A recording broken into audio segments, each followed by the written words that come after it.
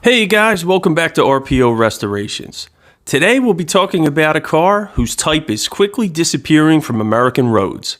A car that was once everywhere and was at one time one of GM's biggest sellers. This is also a car that was one of the biggest hits for GM in the 1970s at a time where it seemed like they couldn't do anything right.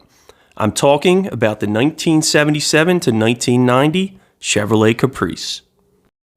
The 1977 Chevrolet Caprice was born out of what was known inside GM as Project 77.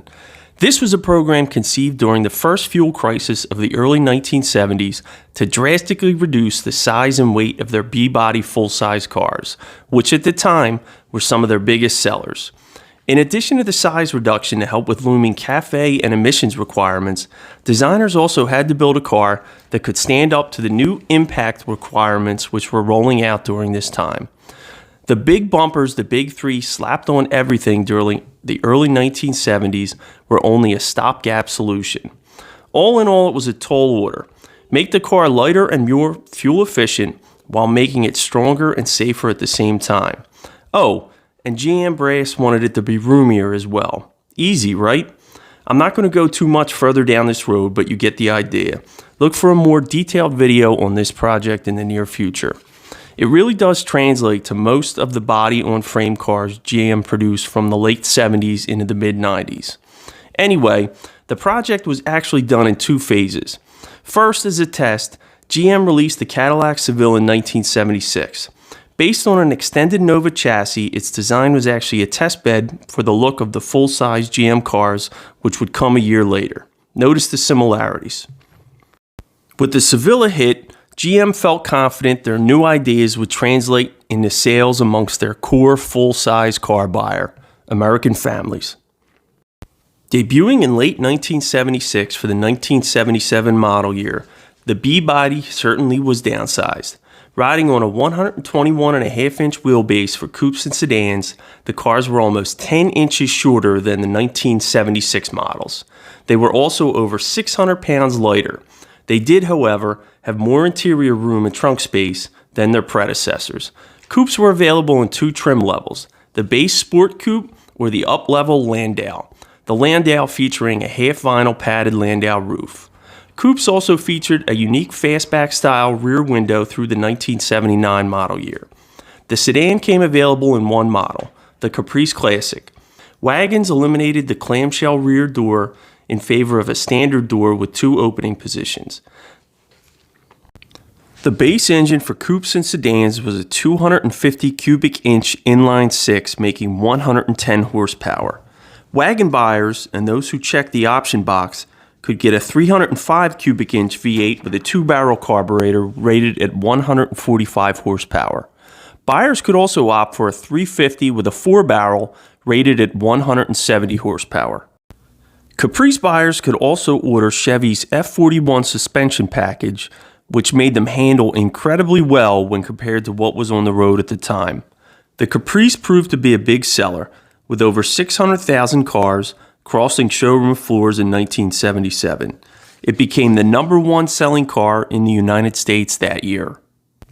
Save for a few minor cosmetic changes, the Caprice was essentially the same for the 1978 model year. The same was true for 1979, with the exception of the carburetor choice for the 305. It would see the two-barrel dual jet this year, resulting in a 15 horsepower loss. This would also be the last year for the fastback rear glass on the coupes. The 1980 model year saw a slight redesign of the Caprice's body panels, giving them an ever so slightly more aerodynamic design. The use of aluminum was also incorporated into several structures. The trouble-prone tape drive window regulator mechanism found their way into the Caprice as a weight-saving measure, and several other components were made lighter. This reduced the Caprice's overall weight by 100 pounds, further increasing fuel economy. The 256-inch inline-six was replaced with a 3.8-liter Chevrolet V6 as the base engine in most cars, with California models getting the Buick 3.8. A new 267 cubic inch V8 was introduced, rated at 115 horsepower. The 305 became the most powerful engine option available, now getting a four-barrel carburetor, as the 350 was only made available with the 9C1 police package. Wagon buyers could also order the 350 cubic inch Oldsmobile diesel engine, but thankfully for them, few did.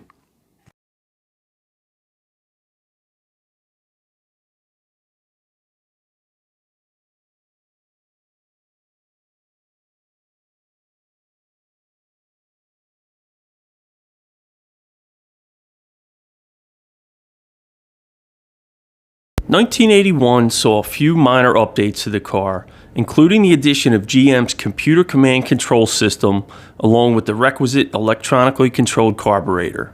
1982 saw the Landau Coupe disappear from the lineup, but other than a few minor styling changes and the addition of a 4-speed overdrive transmission for the 305, everything else remained the same. 1983 saw several significant changes to the Caprice offerings that year. The coupe was discontinued, leaving only the sedan and the 6-passenger wagon available. Chevrolet finally discontinued the anemic 267 cubic inch V8, leaving the 305 as the only V8 option. 1984 would see the return of the coupe and the introduction of the multifunction turn signal stalk. 1985 models were essentially a carryover of the 84s with one important update. The Caprice interior would finally see a refresh. Essentially unchanged since 1977, 1985 would see an update to the gauges, switches, and radio, giving them a much more modern appearance. The wood grain trim would also be replaced with brushed aluminum.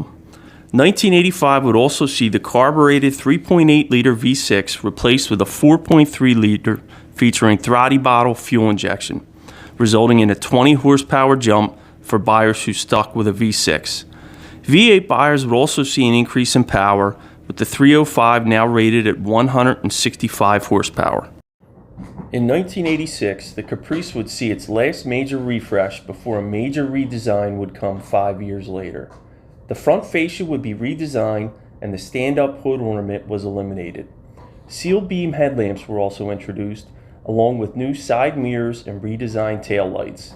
The Impala model was also rolled into the Caprice lineup, being renamed the Caprice Classic. A new Brogue model was also introduced, featuring an upscale interior and wood grain trim. The 1986 model year would also see the Chevrolet 305 phased out of the wagons, with the Oldsmobile 307 being used across the B-body wagon lineup. By 1987, the stand-up hood ornament would return, along with wood grain trim across most models.